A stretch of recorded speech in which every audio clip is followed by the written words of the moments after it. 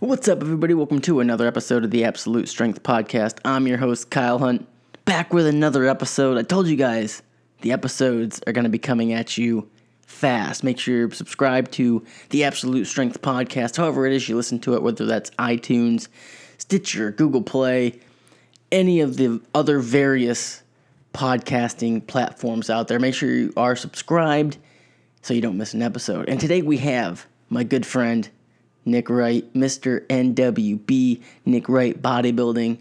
We go way back. I mean, this was a fun episode. It's actually the second time Nick's been on the show. I'm actually surprised he hasn't been on the podcast more frequently.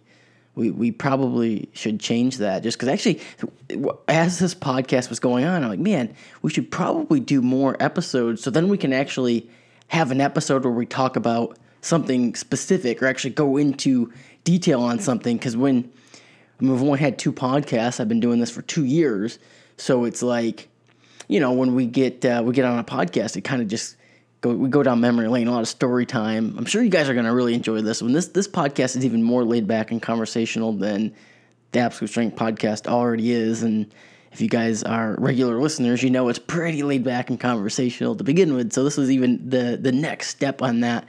But it was fun conversation. You guys are going to enjoy it. And if you do enjoy it and you are interested in me bringing Nick back on the podcast and you have something specific you would like us to talk about, let me know. Shoot me an email, kylehuntfitness@gmail.com, or just hit me up on Instagram @huntfitness. Hit me in the DMs and let me know what you think about this episode and if you have any ideas for what you would like to see in the future from Nicholas M. Wright and me. All right, before we get to the show, as always, if you're interested in using the pre-workout that I use and recommend, check out prbreaker.com. Check out the pre-workout materia, Blue Raz, cotton candy. Both flavors are great. I'm actually been on a cotton candy kick lately. Been crushing those 2 scoops every training session. prbreaker.com. Use the discount code HUNT10 to save yourself a little money, save yourself the embarrassment of having to pay full price for something, and to support the show, to support the Absolute Strength Podcast if you do, in fact, enjoy the podcast. Also, last thing, I talked about my coaching a little bit in the last podcast, episode 157, where I was talking about how to build muscle. I got a couple questions just asking about the general process of becoming a client. And really the first step is just to reach out to me. kylehuntfitness@gmail.com. Shoot me an email, let me know, kind of give me a little bit of background on who you are, what you're looking to do, what your goals are. And from that point on, we'll probably set up a time to jump on a phone call or a Skype or whatever so we can talk in more detail on what your goals are and if you're interested in working with me and if it would be a good fit. So really the first step is just to reach out. And I always put a link in the show notes of every podcast, a link to my coaching page, which really is just like a lead page that gives you some information on what the coaching packages, not really what they are, but what I offer. And then at the bottom, there's always a link to contact me or to just schedule directly a time to chat with me. So that's the first step. If you're interested in coaching, interested in working with me one-on-one, check the coaching link in the show notes. All right. That's all I have for you. Hope you enjoyed this episode with my good friend, Nick Wright.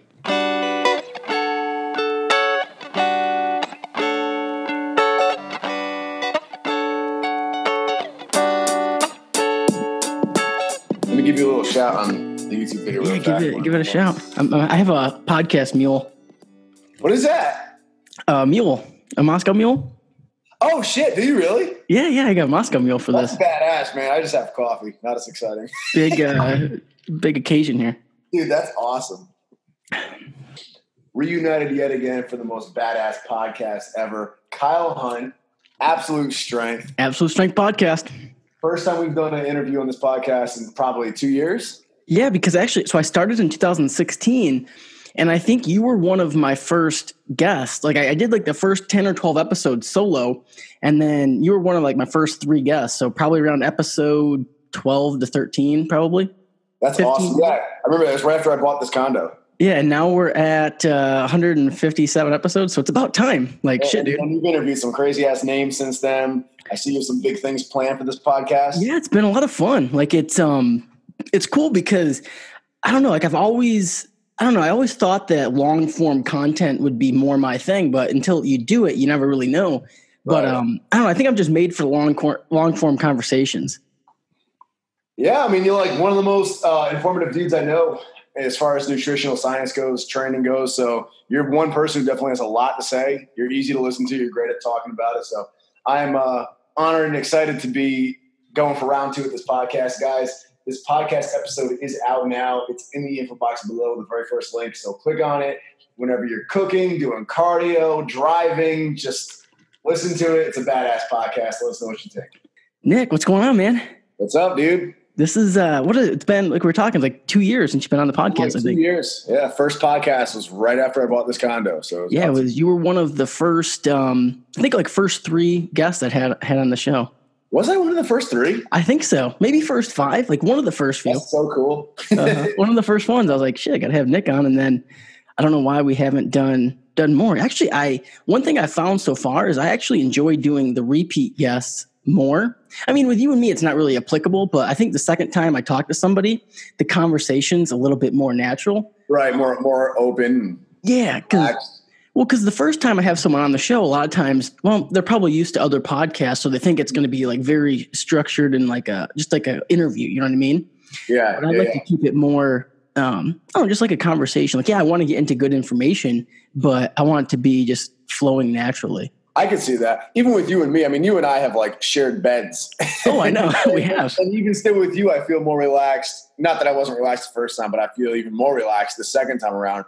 Literally just because like now I know how your podcast is structured. And so I can only imagine how it is for people that don't sleep in beds with you. Well, yeah, I know. Imagine that. Our bed sharing days go way back to what, 2012? Yeah, if not 11, something like that. Or 2011. I don't know. What was the first bed? Was it was it New LA? York or was it California? LA? It might have been LA. LA was 2012. Yeah, probably when we had the that hotel room right on Venice Boulevard. Yep. Yes. We found Matt August's pill bag. Yeah. What's in Matt August's bag? Oh my God. Remember the dude, what was his name from Big Back Grips? Larry. Remember, so he drops us off, picked us up at the airport, dropped us off. And I remember him asking us like, hey, so what are you guys going to do tonight? I'm like, oh, we'll probably just go out and grab a bite to eat. And he was like, yeah, just make sure you're back to the hotel before it gets dark. Yeah. Remember?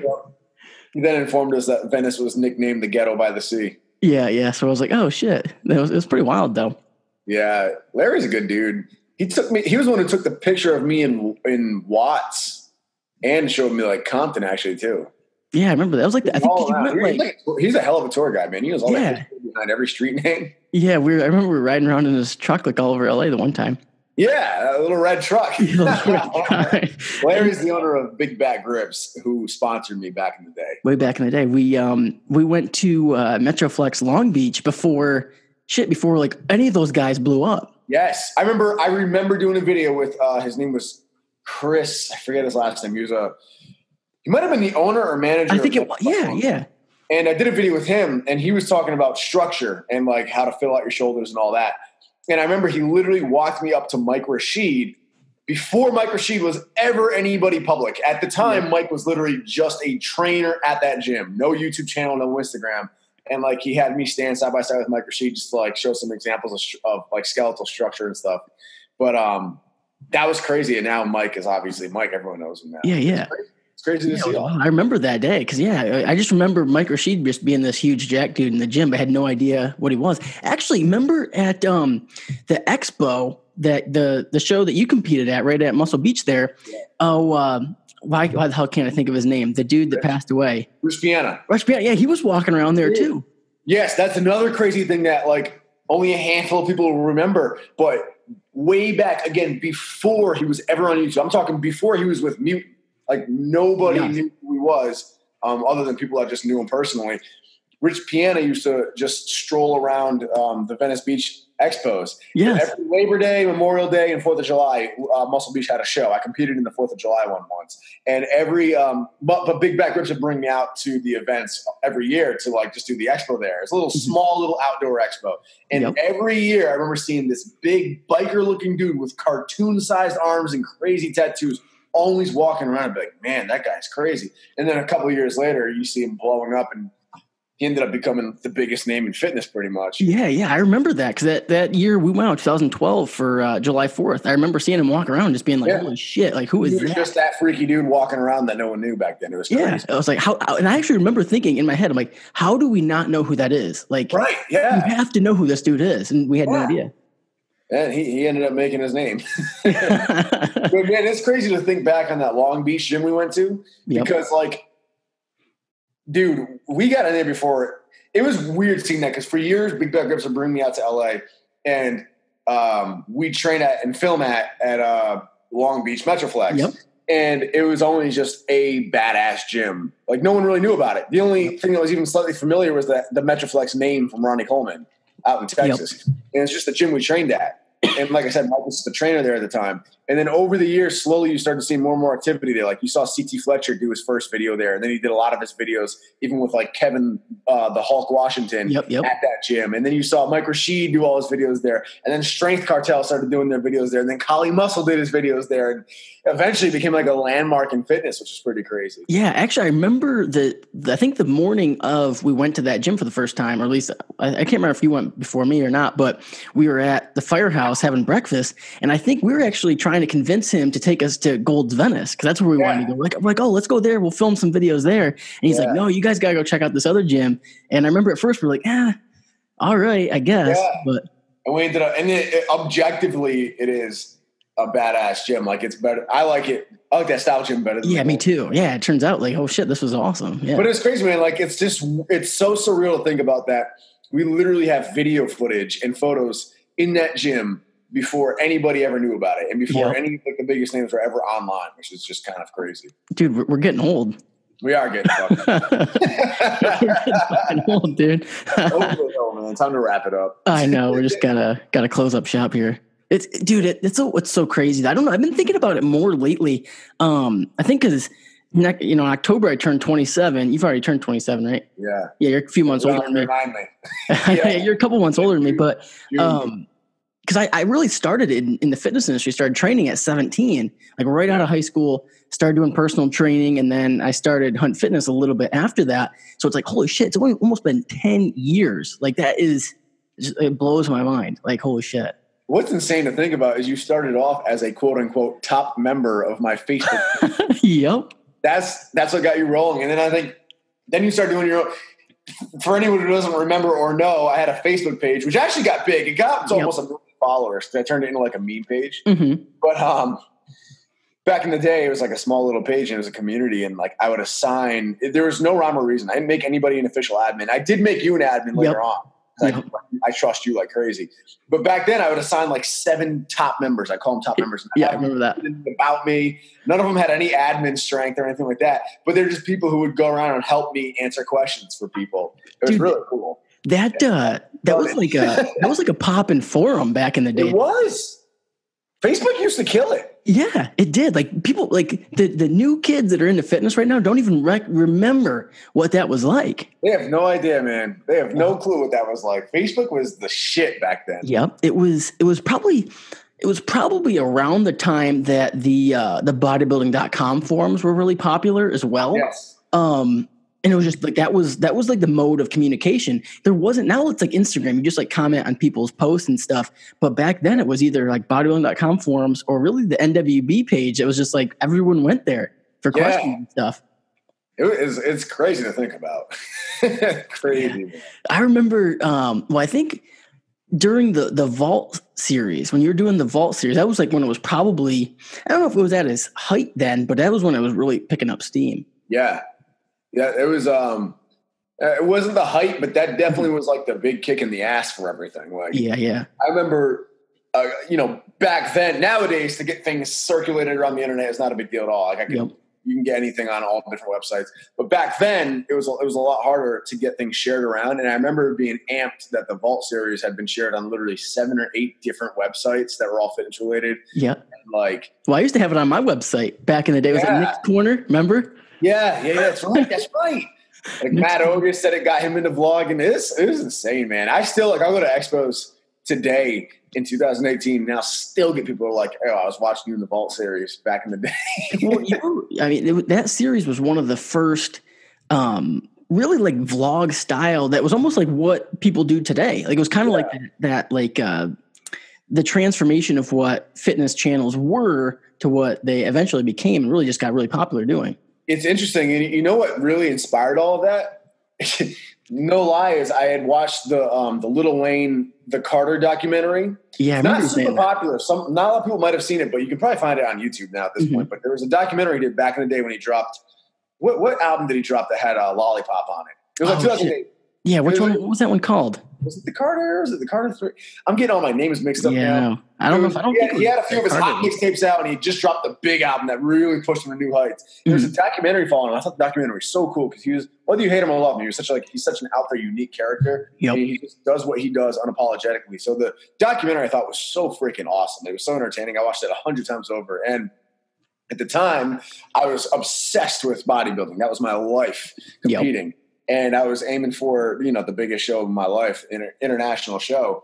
And literally my whole inspiration was I want to make a documentary on myself leading up to the show, just like the Lil Wayne one. So the whole time I was trying to emulate that. But then because I was filming myself, I didn't have a cameraman, so I'd have to use tripods and stationary shots and low-quality equipment. It turned into essentially just like an exciting vlog. Yeah. And nowadays it's like really normal. You see that all the time. But like back then it was kind of funny because it was like serendipity. I kind of started a whole vlog series without even meaning to, just trying to make a documentary and falling short. Yeah, exactly. Well, another thing too that you did that was interesting, I remember, is you used to have like, you would upload the videos on like a certain time and date. Like it was like a show. Yeah. Every Thursday. I lined it up with Jersey Shore. I was. Like 8:00 on a Thursday or something. I did. I saw, because I was big into marketing. That's my thing. I follow everybody, celebrities and stuff like that, even if I didn't care for them personally, just because I liked how they marketed. Yep. So every Thursday I'd only see, I was infatuated with growing my Facebook page at that point because I just made it. So I would follow like Pauly D because he was from my state and he had huge following. Yeah. And I'd watch him post it. I'd always be like, every Thursday, be like, it's Thursday. He'd hype it all up. Tune in tonight. And I'd be like, I'm going to start doing that same sort of marketing. Well, I think that's actually good because like it's important to get inspiration from outside of what you're currently doing. Like I think when you are just like immersed in the fitness industry and and that's all the content that you're consuming is just other fitness people doing the same marketing, the same content, the same shit all the time, you just fall in line with that. But if you can get inspiration from outside the industry, from other industries, and kind of implement that into what you're doing, you're better off you're going to be. Oh, dude, you're 100% right. In fact, like, I'm glad you even just said that because it kind of like just reminded me of that. Because I do find myself falling into that bad habit. Like I try to just emulate what the current vibe is in fitness. But my YouTube channel started with inspiration from Steve Mead, who is a big YouTuber in custom car audio.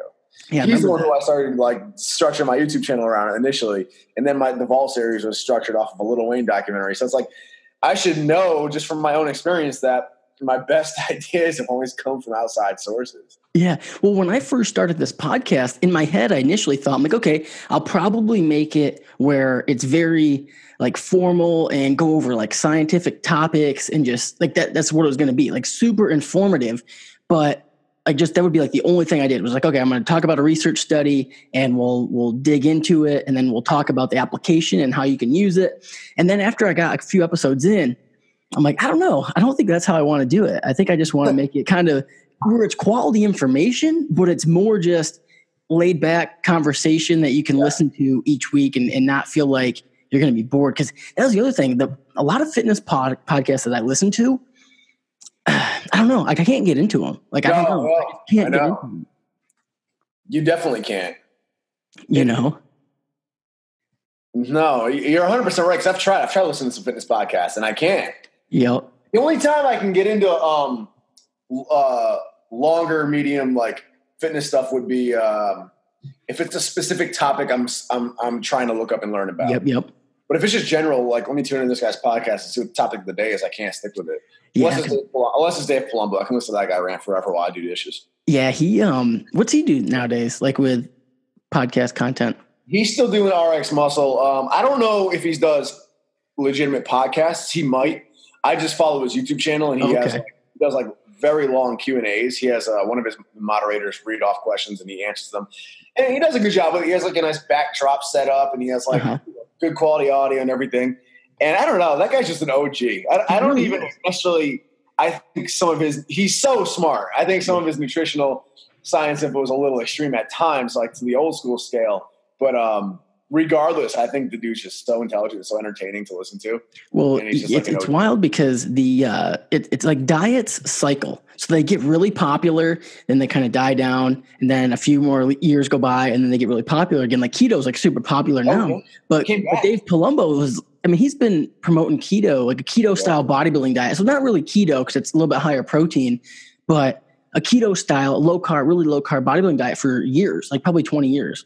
Yeah, traditional keto was like it was like 80% fat, wasn't it, or something like that? Yeah, because traditional keto you have to keep. Now it's dependent on how much lean tissue you have. So the more muscle you have, the more protein you can intake. But for the most part, a strict keto diet is relatively low protein because as your protein raises, it'll kick you out of ketosis. So you pretty much are about 80% fat on a true keto. Yeah, the traditional old school keto, I think, was originally, and it was like really unhealthy. Yeah. Well, it was a lot of it was it got popular with Atkins, like the Atkins diet, which was like majority fat.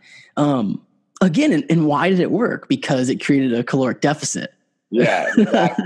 It's funny. I'm like a walking paradox with that because I'm currently doing intermittent fasting. And I'm doing not keto, but close to it in structure, like very high fats. Yet I'm always the first one to walk around preaching that intermittent fasting is bullshit beyond being the schedule, and that you don't need keto to burn fat any faster. Yeah, well, I actually I did a mini cut. I don't know, like in the spring, and I did intermittent fasting just because. And I'm the same way. I'm the first one to say like, hey, there's nothing magical about it at all, but just creating the eating structure where you push it back into your day, especially if you're someone who's busy and not hungry in the morning. You have a cup of coffee or something, and you can just kind of extend your day, and then just have more calories to play with later on.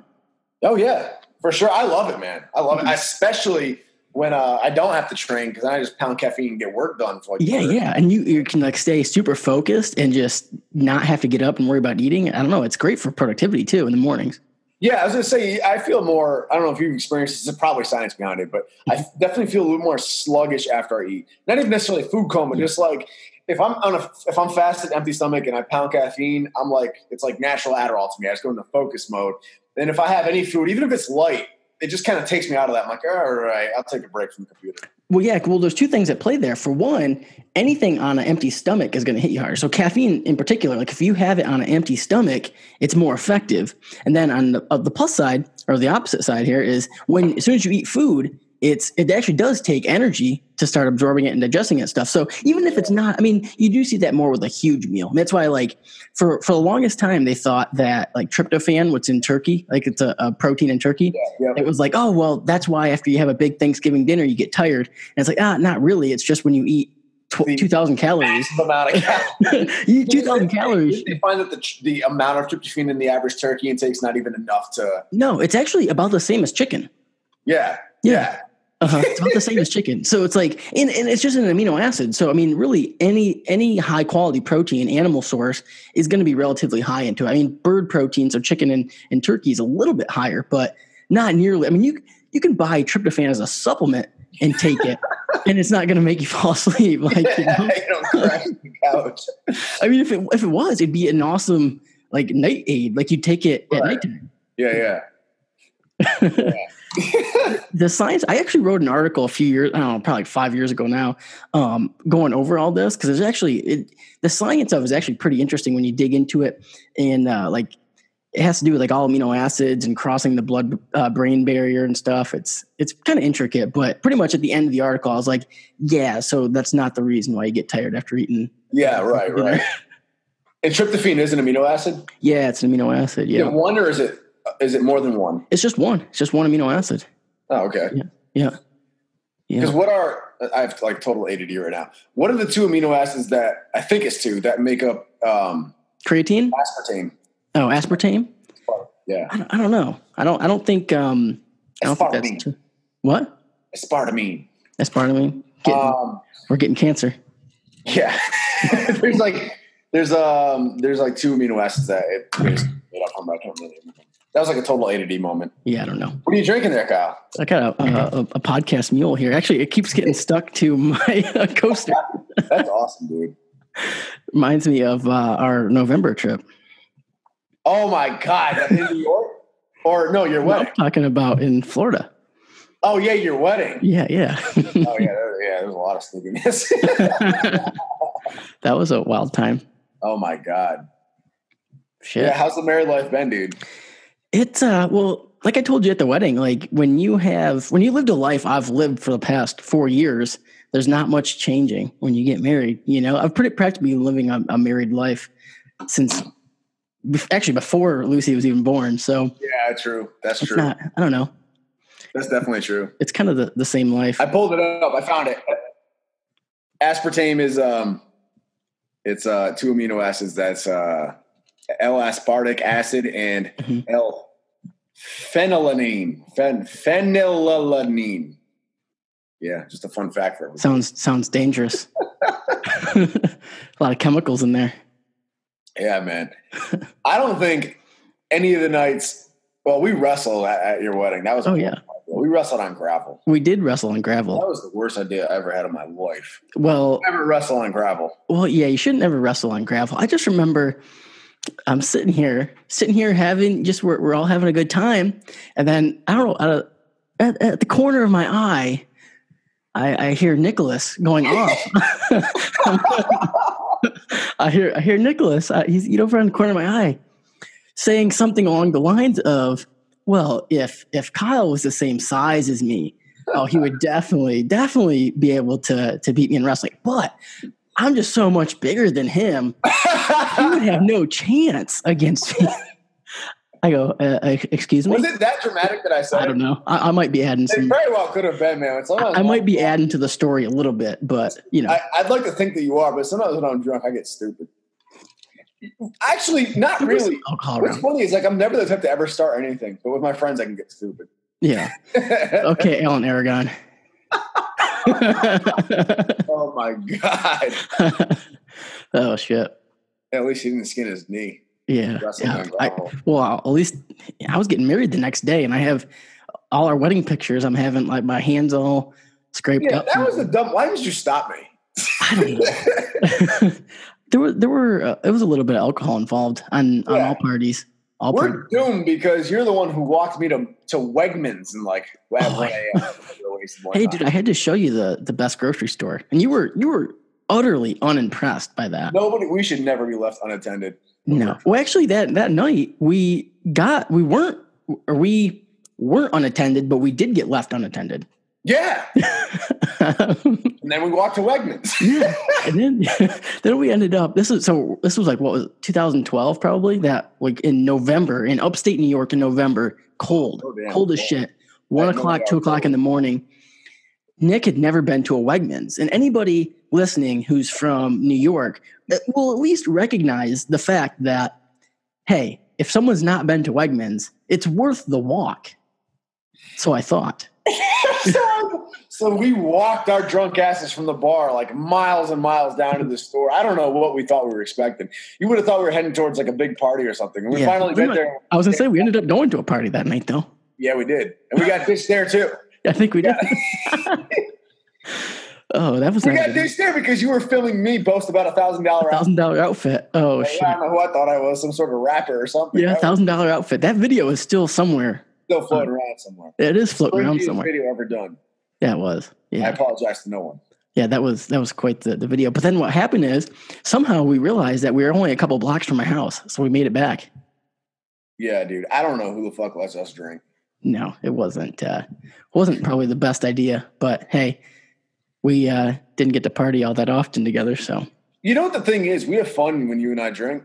we do dumb things that are literally dumb. Like most people, they say they do dumb things when they drink, and it's like bad decisions. Like, bad decisions. Could be hooking up with the wrong person or starting a fight or something like that. You and I do literally dumb things like walk to a grocery store. Yeah, like it's not even like a bad decision. Travel before you have to go to the altar and get married. Yeah, like it's not bad decisions. It's just they're dumb. Like we just do dumb things. Like if you were sober, you'd be like, that's just not smart.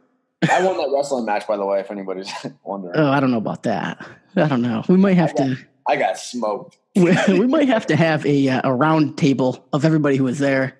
I had no idea Kyle was like part pit bull.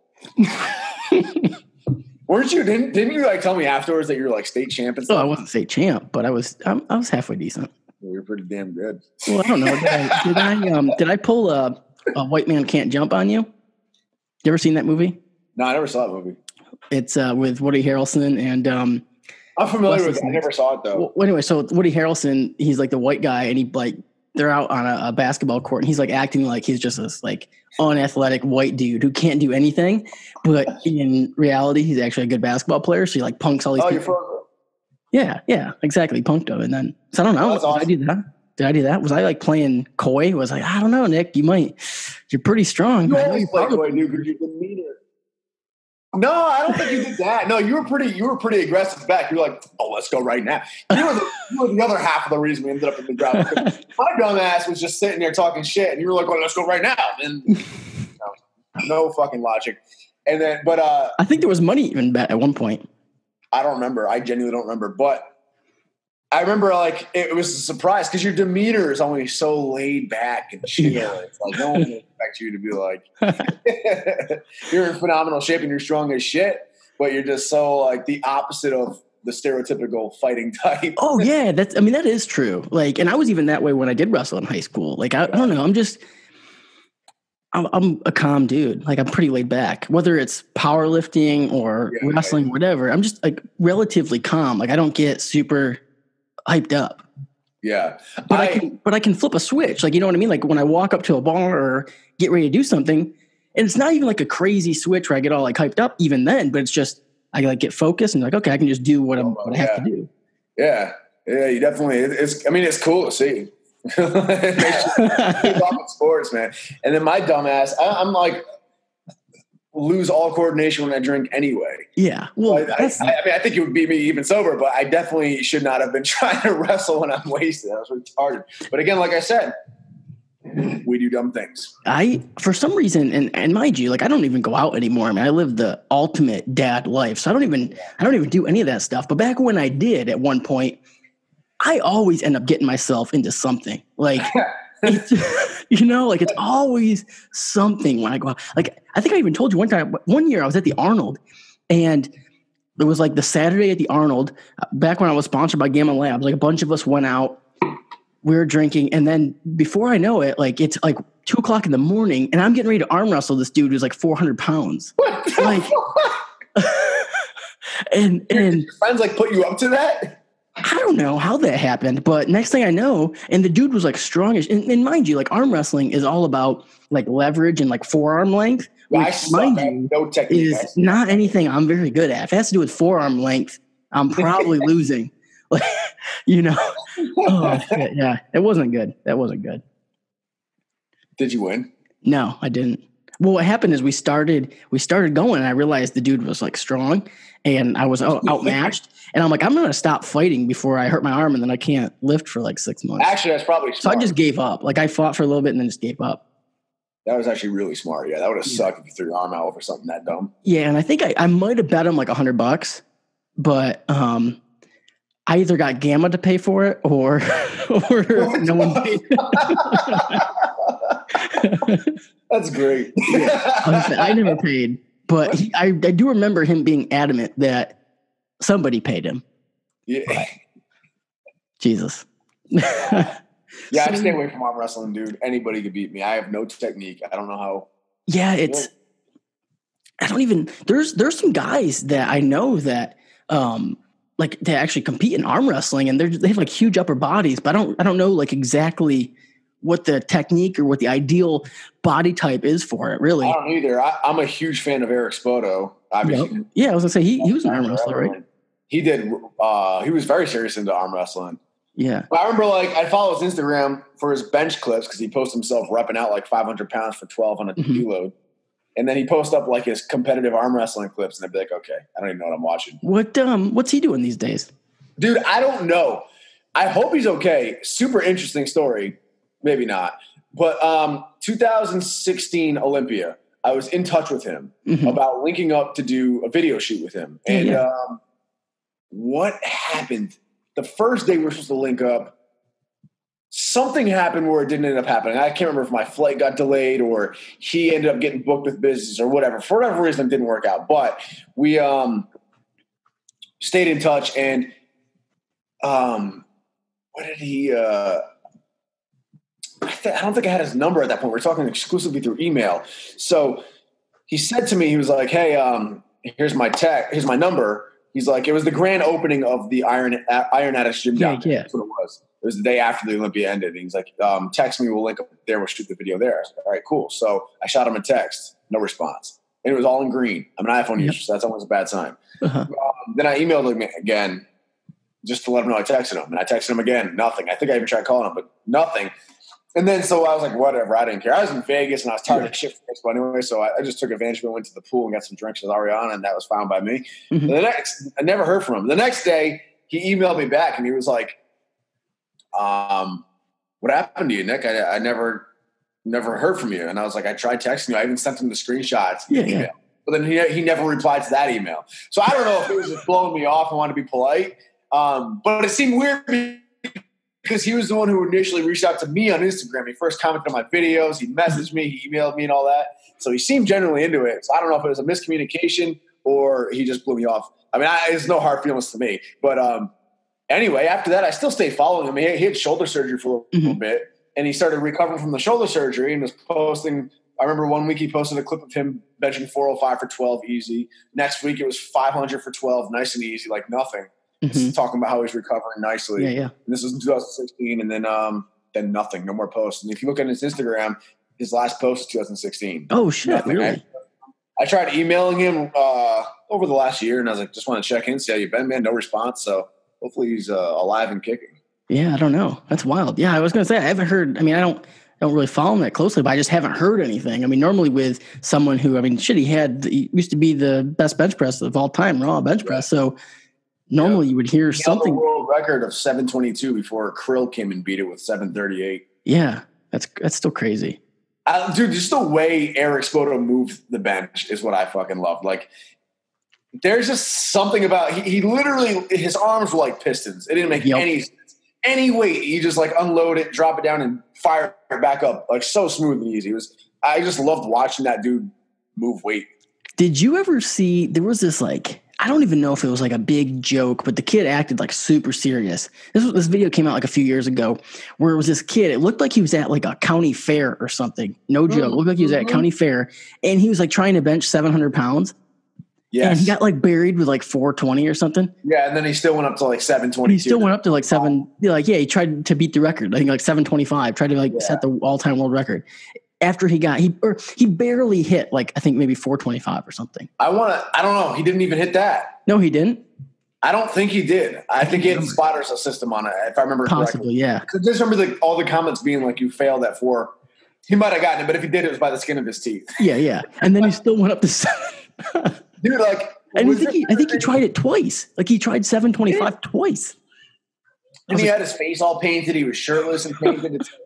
Yeah, I mean, honestly, you could have just looked at him and you're like, dude, you don't have the size to bench press 722 or 25. No, and then your dumbass goes up like without even like so much as a t-shirt on, like risking slipping up and down the bench, no wrist drops, nothing. It wasn't even like a competition bench or anything. No, yeah. What the It was oh my God. Your bench is going up there. What's your max? Still 425? Yeah, I haven't hit anything above that. But at 103 pounds? Yep. That's like, what is it, roughly like 2.5 times your body weight? I think it's like either 2.6 or like 2.6 something, I think. Wow, dude. I'm still trying to catch up to you. I just hit 2.1 this week. I was gonna say your bench is like going like great for losing weight, which is honestly, that's normally when you start cutting, the first lift that takes a hit is the bench. Oh, I know from personal experience, especially being a shitty bencher, which you wouldn't know anything about, Kyle.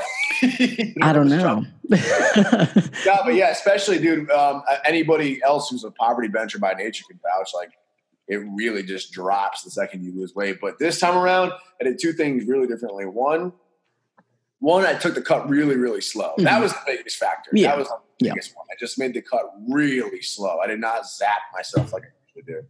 And then two, I applied all of my knowledge of peaking that I learned from working with Brett to the bench, and I was able to do it without peaking my squat or deadlift. Yep.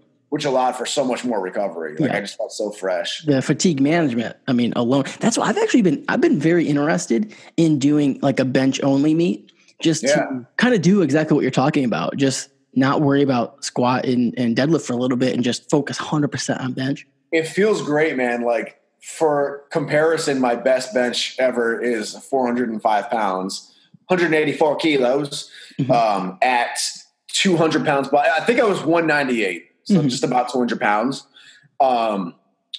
which is just a split hair over 2 times my body weight. Yep. And this past Thursday, yesterday, I did 385 at 185, which is 2.1, just about 2.1 times my body weight. And I compared it with my 385 that I did last year when I was peaking for 405. And it moved slightly faster than it did last year. So in theory, if I'm following this peak all the way out, next week I should attempt my 405. And if I do 405 at this body weight under 185, I mean, that's a big jump. Awesome. It feels so damn good to not be blowing myself up with deadlifts and squats. Yeah.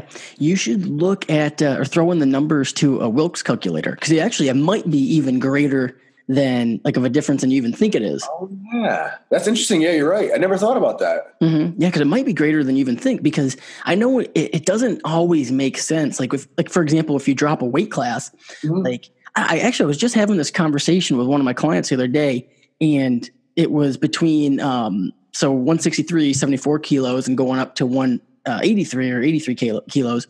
And I'm trying to think what it was. It was like 130 pounds difference to keep the same Wilks for this individual kid. It was, so it was you know, what your total was. Scenarios like that. Yeah. So like what your total was, it was to keep the same Wilks to go up a weight class. It would be 130 pounds on your total to have the same Wilks. So you'd have to gain 130 pounds onto your lifts to stay the same essentially. Yeah.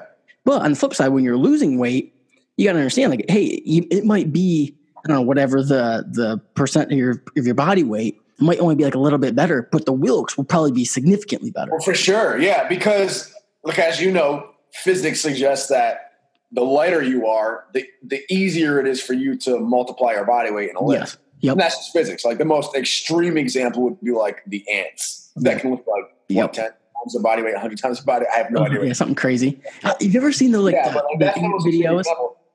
What's that? I was gonna say, have you ever seen the ant videos where they can like connect to each other? Yeah. It's crazy. It's like the crazy shit. They're like making a rope, but they're just like hanging on to each other. It is crazy. And that's why you'll see a good amount of strong deadlifters. It's still super impressive, but you'll see a good amount of like top deadlifters that are like 145 pounds-ish, pulling 5 times their body weight. But the biggest pulls in the world, all the 1,000-pound pullers, you'll never see a 5 times body weight pull in that category. No, it's impossible. It's physics. Yeah. So they had to take that into account with the Wilks score. They couldn't make it just pound for pound because the light guys will always win pound for pound. It's just not a fair thing. So you take the Wilks and that kind of applies the weight differences to it. Yeah. So it's like, when you're losing weight there, you'll see a nice benefit to that. That'd be interesting. I'll have to look that up. That could be calculate it and see. Especially, honestly, especially if you hit 405, and then it's kind of like obvious because it's the same number.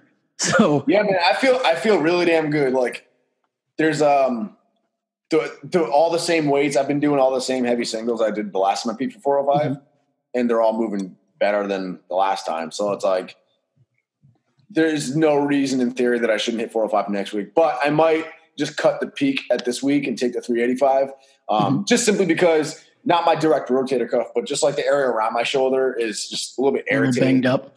Yeah, nothing.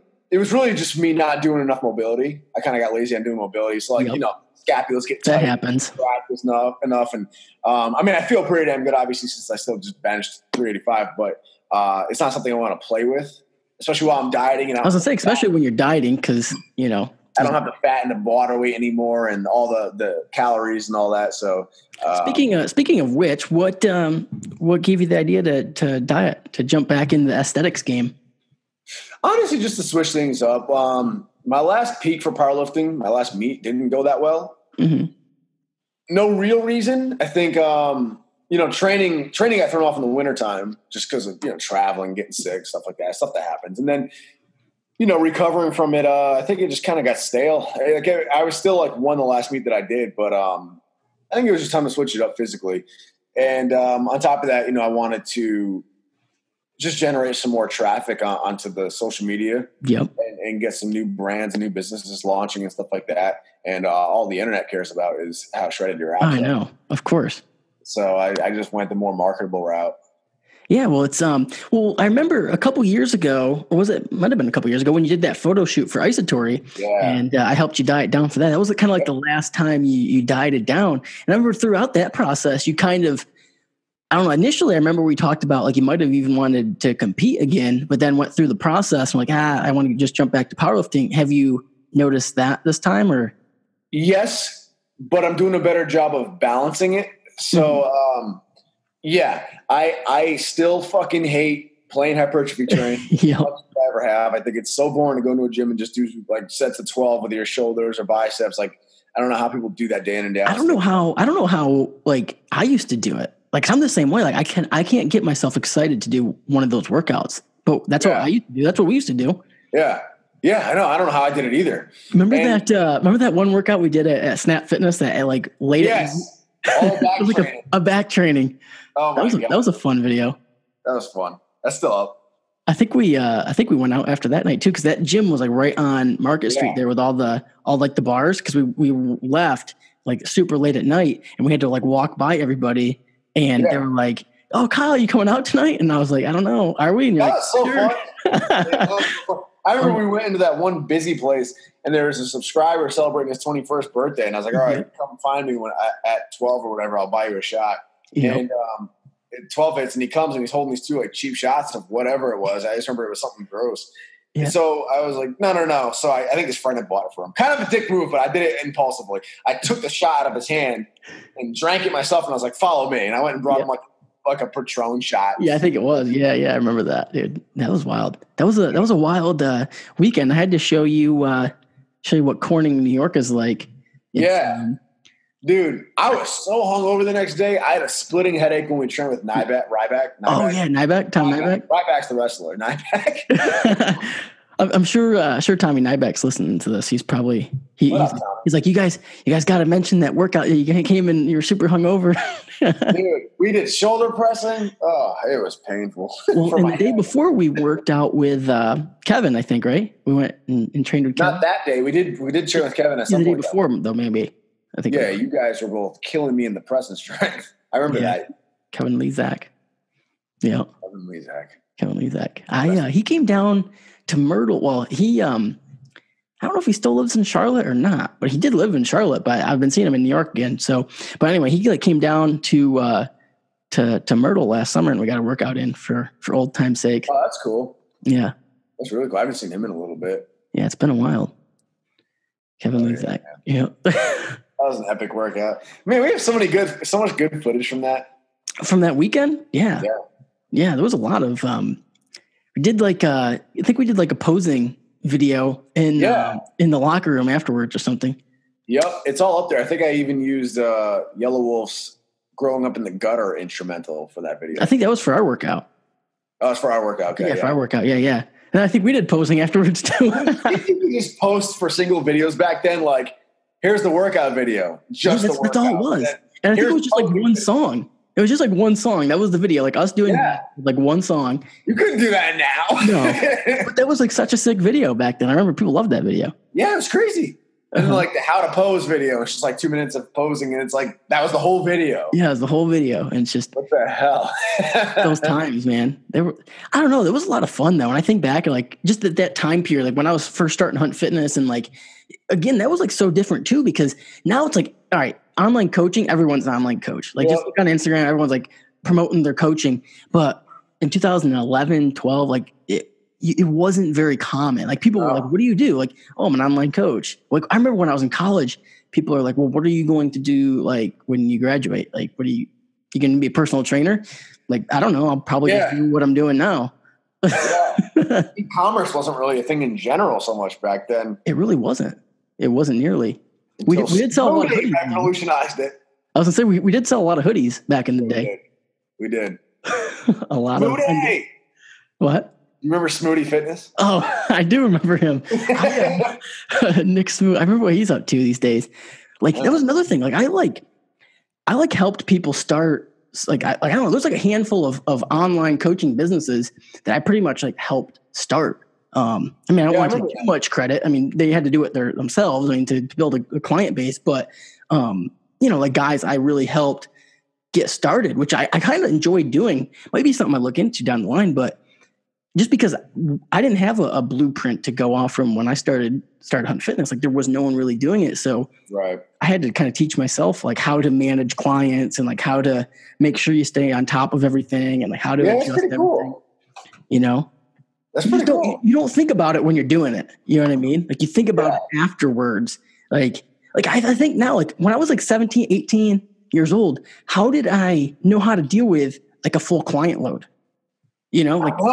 Like how did I know? That's the craziest thing when you look back at like trying to plan out half the stuff we did. It just seems overwhelming. Oh, it does. Like if you had to, we just dove into it. Yeah, if you had to like start today, like if someone sat us down and it wasn't fitness industry, it was something else, and they were like, all right, you have to start this. There's no real blueprint to how to do it. There's not a ton of people that are successful doing it, but here you go, get started. It would be like, holy shit, like, where do I begin? But back then you just did it, man. Just started. Well, I think that's the big difference between people that actually excel and people that don't. Is like me and Max Tuning were talking about this. If you're the type of person who has to ask, hey, do you have any tips or advice on how I start a YouTube channel? It's probably not for you. Yep. Because it's like that you're looking at it as this big business project to make $1, and it's really not how it works. Like you have to just be inspired creatively to dive into whatever the first step you feel inspired to dive into is. Yeah, well, the same thing with like online coaching. Like people saw others get like a lucrative career out of it. So now they go into it just thinking, oh, this is going to be like my career. I'm going to set this all up and have a bunch of clients. Now, mind you, they're starting at like zero and they have no experience coaching or helping anybody. And they're already envisioning like having a full client load. Like that's just not like, if you have to ask like, oh, how do I get clients? Shit, dude, it's probably not right for you. Right.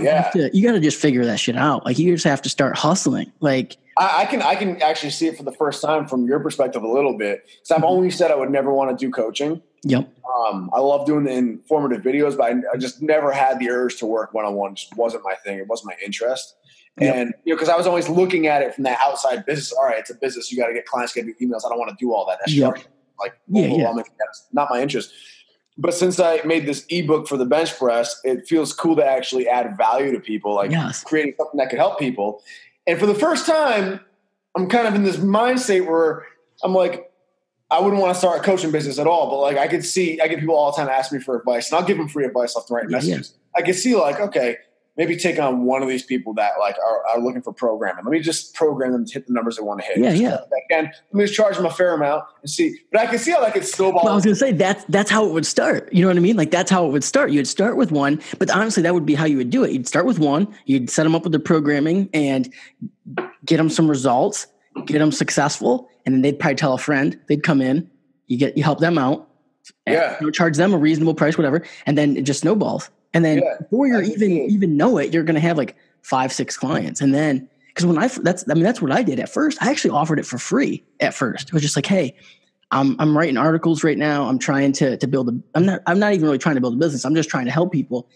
If you want me to help you with a workout plan, help you out with your nutrition, just email me and I'll do it. And I did it for free. And then after I had a bunch of people, like I had like all these people emailing me. I'm like, oh shit, well I have to like charge something. So that a small price on it. People kept asking. I'm like, I got to charge more. people kept asking, have to charge more. And then before you know it, it's like, oh, I created a business. I didn't realize that's what I was doing. But see, it took me diving into one specific thing, creating the guide for the bench press, that it took me diving into that one area just to realize, okay, this next area could be fun for me to dive into. Okay, this next one. But the whole time I was looking at the whole thing as a whole and just as a business, it looked so unappealing and it was just not the way to go. But that's how people look at even like a YouTube channel. Oh, yeah. People look at really anything. People overthink anything. They overthink things. You should have an idea for something that sounds fun to you, even if it's a small little aspect, and you should dive in and tackle that first. Well, it's like, I mean, people do it with training and nutrition too. They just start worrying about all the little details. Like, oh, I have to do got to get the exact grams of protein to eat, exact carbs, exact fat. I got to do this like elaborate carb cycling diet. And then I have to make sure my training's all dialed. And mind you, they've never done anything before. It's like, you just have to get started. Like you just wasted 3 weeks trying to figure all this shit out. It doesn't matter. You just got to get moving in the right direction.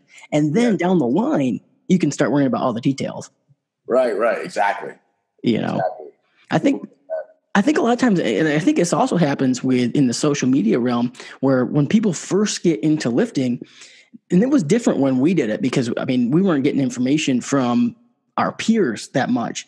So people see social media influencers and they almost see them as equals. But they're not equals, like you're just getting into lifting, but you're following like Russ Swoll and you're like, oh, I think I need to do that type of programming. I'm going to like copy what he's doing. But mind you, you've been lifting for like 3 months. You know? Yeah. You're right. I guess it was kind of in our era. It would be like watching the Ronnie Coleman videos and like, oh shit, that's what we got to do. Yeah. In a way, that's kind of what it was. Yeah, actually, you're right. Especially like in your younger years when you're like 14, 15. Yep. I remember looking at Flex magazine and being like, oh, that guy with 24-inch arms shreded is holding the can of tuna. Tuna's what got him to be like that. That's what it has to be, You know what I did? I found this YouTube channel this YouTube channel is called like Skondor. And I'm like, I just got to do what this kid's doing. Whatever this kid's doing, that's what I got to do. Like, that kid sucks. I read the comments. I was like, all right, I'm just going to follow what he does except for chest. I'm not going to do what he does for chest. I wouldn't follow for shoulders either. Yeah. Then I'm like reading down. All right. Not doing a shoulder workout either. He doesn't train them.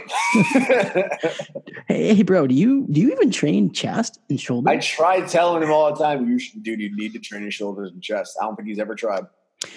When you switched over to powerlifting, did you notice, like being real here, did your chest grow? Like when you started benching all the time? Yes. Finally. It was the first time my chest ever grew. Yeah. And I was talking, I think it was maybe like, either like my last podcast or a couple podcasts ago, someone asked me about like, what's my favorite exercises for muscle growth? And I said, the bench press for chest. And I go, a lot of times, like people just, again, going back to overthinking, they overthink what you need to do to build a big chest. Now that's not going to be right for everybody, but for me, like my chest finally started to grow once I just focused on the bench press. Like, screw it. I'm just going to try to improve my bench and bench all the time. Dude, yeah, it created such amazing overload for the muscle. And like, I wish I just had genetically a better chest to like really show the example of. Like, if you're logical and reasonable, you just know, okay, chest is a genetic weak point. He's never going to have like a John Cena chest. Yep. And you looked at it objectively like that, you could see some progress made in like just muscle thickness. Most people, if it's not pronounced in front of their face, then they overlook it. But like, I can't stress enough how just like getting the arch going on my bench and just benching heavy, just blew it up. Well, when you think of it, I mean, volume is what largely equates to muscle growth. And really, when you're benching high frequency multiple times a week and building in progressions where you're lifting heavier week to week, I mean, what you're doing is you're increasing the volume with the frequency than what you were doing before. And when you're increasing the weights, you're increasing the volume that way too. So really what you're doing is just, you're doing a lot more overload for your chest, kind of indirectly. Yeah. Oh, without a doubt, dude. I gained more muscle thickness in everything, my back, my legs, everything, just from powerlifting, more than I ever did bodybuilding. Yeah. Well, I think, again, going back to like the information we were getting workouts from the magazines, like Flex Magazine, with guys that have been lifting for 20 years, and they're doing like mostly isolation stuff, dumbbells, cable work. And here we are like 14, 15 years old. We're like, okay, I guess that's the workout. We'll do some dumbbell pressing, and then we'll do some cables and call it a day. Yeah, that's all it was.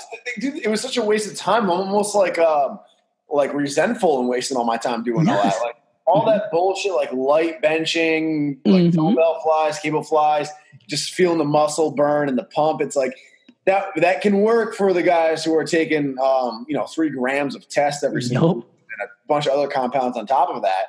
But like for a young natural dude, it's like that's not overloading the muscle. There's nothing going on there. 100%. Gains. I mean, it made gains, obviously. I was able to compete, but it's like I could have gotten so much more muscle thickness just from going heavy. Yeah, could have got a lot stronger too. Like Ronnie Coleman was dead on when he said it was that heavy ass weight that gave that muscle. Seriously, and everybody thought it was like a joke. Well, everyone was like, "All right, well, the dude just has A1 genetics." Like, which is true. It is true. Yeah. Even without training, but there's truth there. There is some truth there, and that's really not what like the magazines were saying. That's not like what was really popular. No. Oh my God, everyone's all about. It pisses me off. It does. I mean, the question I get all the time from people nowadays is like, I'll show my training routine, right? And a common training routine for like bench will be like doing a heavy single before I warm up. Because even if you're not powerlifting, I recommend a heavy single.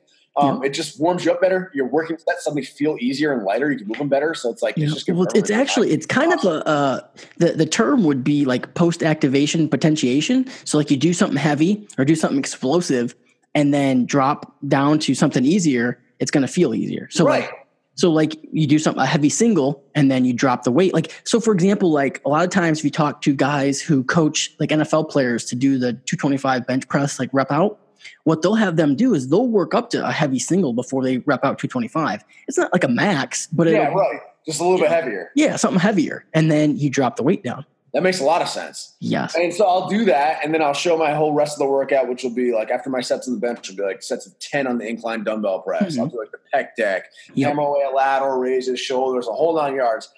I'll show an entire quote-unquote bodybuilding hypertrophy style workout, but all people will focus on is the heavy single I did beforehand, and I'll get dumbass comments like, why are you still doing power training? Why don't you do any hypertrophy? Train like a bodybuilder. Make actual gains. And I'm like, why is everybody in this day and age so afraid of strength training and heavy weights? Why? Yeah, why is that still a thing? It's crazy, dude. I didn't even realize it was. Crazy. You don't realize it until you start putting out more bodybuilding content again, and then they come out of the woodwork. Oh my God, dude. That was the other thing I forgot about. Because like in powerlifting, you have to learn biomechanics in order to make your lifts go the best. Yep. So everyone's pretty well educated on how like biomechanics and lifting works in powerlifting. So the comments are all pretty reasonable and level-headed. You switch over to bodybuilding and it's a bunch of idiots with their like, oh my God, everybody's a training expert. And you'll hear 10 different people say 10 different things are wrong, all of them contradiction. Like one dude will say you have to do like super light weights, never go strenuous, and just do time under tension forever and ever and ever. The next dude's saying you got to do 200 reps to feel a burn. Like it's just never ending. You know what it is? Everything. You know what I think it is? Like with powerlifting, you put out powerlifting content, pretty much anything could be, depending on what phase you are in training, almost anything can go. So you could be doing high rep sets and people would be like, oh yeah, he's just kind of doing like an accumulation phase with, building up volume that way, or be doing heavy singles. Like, oh, that's what he's doing. But with bodybuilding, people get like pigeonholed into thinking that it's only like one way. And that's just how they train. So if someone's like, oh, it's all about slow eccentrics, then that's just how they train. You know what I mean? So they don't go through phases. It's just 12 months a year they're doing slow eccentrics. Or if they You're right, which is so boring to me. Yeah, or if they think, hey, high reps build muscle, they do high reps year round. And I think that's like the biggest mistake. It's like, look, it doesn't matter what you're doing. Like nothing is going to be perfect year round. Like there's nothing you can do year round and it's going to be most effective. Like you have to go through phases. And bodybuilders don't do that enough, I don't think. No, I agree. I don't think so. Yeah. Training gets stale. Shit, dude, we have to do more of these. Like we can't wait another year. We should make. I'm down anytime, man. You let me know. Yeah, because I do these. I try to do them pretty frequently. So I mean, shit, dude, if you wanted to come on every couple months or something, let's do it. Let's set it up. Hey, I'm down 100%. And these are fun because I don't have to prepare anything. Yeah. Oh yeah, let's do it again, man. Yeah, because it's like some. So I had last week. I I had Emily Schroem from, she's from The Real World. And I'll be honest, like I mean, she's like a fitness girl now, like does like fitness entrepreneurship.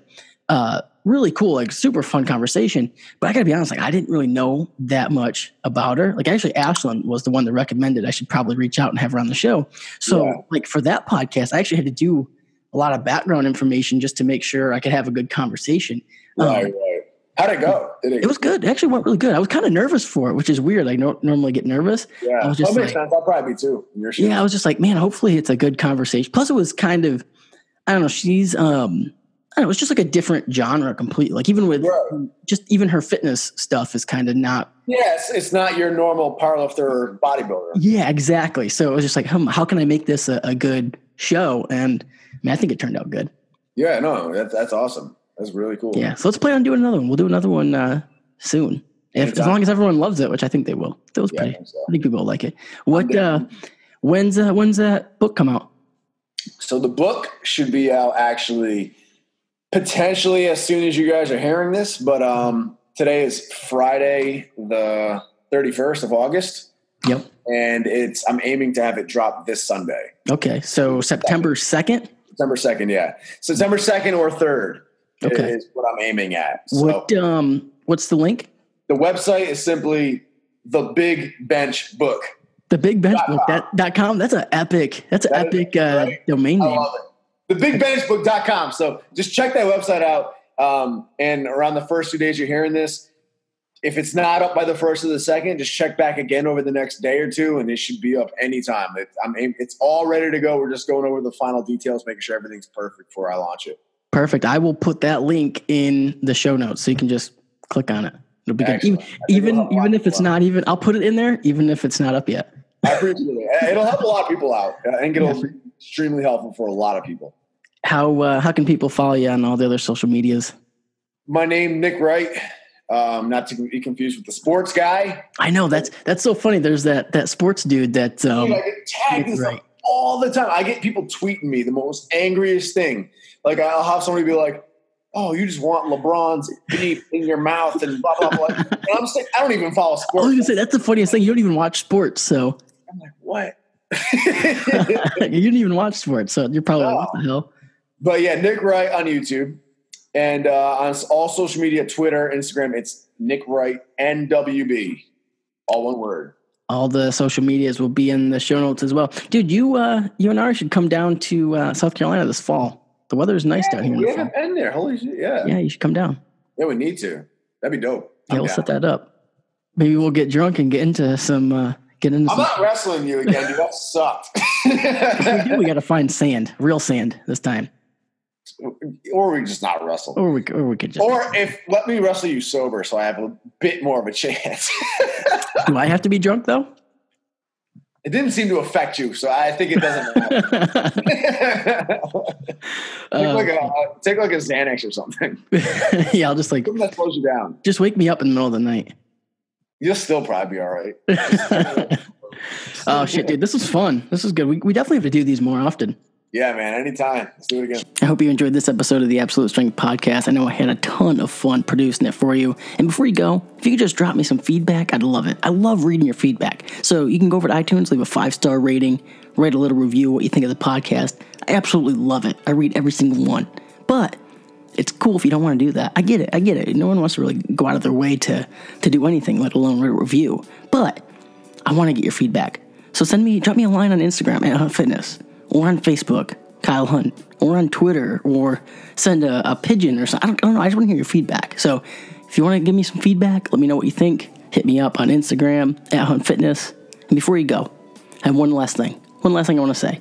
I have a program I want you to check out. It's actually called the Absolute Strength Program, and the link is in the show notes. It's a program I designed to help increase my own squat, bench, and deadlift. And I got pretty strong off of it, and I think you're going to like it. It's a great book. Thousands of people have got amazing results from it. It's in the show notes. All right, guys. Until next time, until next episode, peace.